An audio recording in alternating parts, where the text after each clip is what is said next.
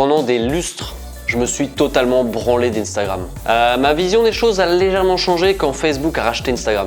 Parce que je sais pas si tu sais, mais sur Facebook, tu peux faire de la publicité sur Facebook, mais aussi sur Instagram. Bah ouais, donc moi, si tu me connais un petit peu, tu sais que je prévois de faire du business en Asie, notamment en Indonésie, qui est un énorme marché et un pays que j'adore tout simplement. Et du coup, je suis en train de faire grossir un compte Instagram parce que c'est un média qui marche pas mal là-bas. Encore faut-il qu'il y ait une raison valable de s'y intéresser, tu vois.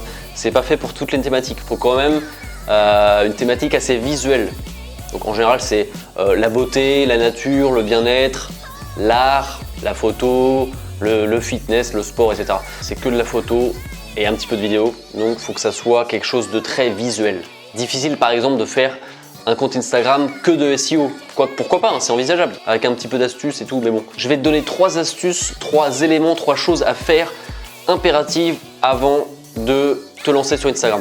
Numéro 1, donc tout d'abord, bien sûr, ça va être de définir la thématique. Pense à long terme. Quel est le but de ton compte Instagram? Quel contenu? Voyage, business, nature, sport? Par exemple, moi, dans mon cas, ce que je fais, c'est que je partage mon mode de vie à la française. C'est quelque chose de tout con. Du coup, je me prends en photo, je prends mon chat en photo, je prends des potes en photo, je me prends en train de boire une bière dans un bar. C'est très paradoxal parce que je trouvais ça ridicule il y a des années, mais depuis que j'ai un peu développé cet aspect business, je pense différemment et ça me pose beaucoup moins de problèmes. Comment ça, c'est hypocrite? Donc si comme moi, tu projettes de faire du business avec Instagram, il faut que tes photos, ton contenu soient en lien avec l'appel à l'action que tu feras sur ton lien. D'ailleurs, ce lien, parlons-en. Numéro 2, la bio. La bio, c'est indispensable de la soigner. C'est ce qui attire l'œil, c'est ce qui attire l'attention. C'est la première chose que les utilisateurs voient sur ta page. Donc rajoute des emojis, fais de l'humour, mets des majuscules, sois percutant.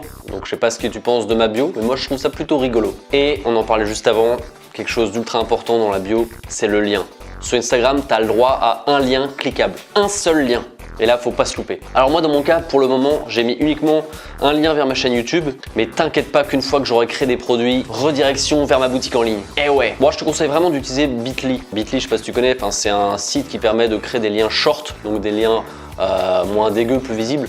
Et en plus de ça, en t'inscrivant à Bitly, tu as une option customisation de liens. Donc tu peux avoir un truc du genre Bitly / le nom de ta chaîne YouTube. Et ça paraît tout con, mais c'est une astuce qui vaut de l'or. Numéro 3, ma dernière astuce, c'est avant de lancer ton compte Instagram, de faire un certain nombre de photos. Et au moins 9. Parce que je sais pas si tu vois comment c'est foutu Instagram, mais en gros, c'est un bloc de 3 colonnes. Sur la plupart des appareils, tu vois 6 photos apparaître, mais il est possible d'en voir 9. C'est pour ça qu'il faut toujours se mettre à la place de maximum de viewers, c'est-à-dire de 100%. Et il y en a qui peuvent potentiellement voir 9 photos en même temps. Alors c'est tout bête, mais le fait qu'une case soit manquante, c'est-à-dire qu'il n'y ait que 8 photos par exemple, tu peux dire que l'aspect pro, il en prend un coup. Donc ça peut paraître tout bête, hein, mais il faut que ton espace de photos visibles d'entrée de jeu soit intégralement rempli avant de faire la promo de ton compte. Ça fait tout simplement plus pro, plus expérimenté. Quand tu vois que l'espace prévu à cet effet est incomplet, inconsciemment, le mec va potentiellement se dire « Bon, j'ai pas trop envie de m'abonner ». Pense-y, hein. Voilà, c'était 3 petites astuces que je te conseille de mettre en place avant de faire la promo pour ton compte Instagram ou avant de te lancer. Je ferai bientôt une vidéo avec pas mal de trucs astuces sur Instagram comme je l'avais proposé pour Facebook et YouTube, un certain nombre de hacks, trucs et astuces. Je te souhaite une bonne journée, une bonne soirée, une bonne nuit. Il fait pas chaud ici, je vais aller boire un peu de soupe. Ciao!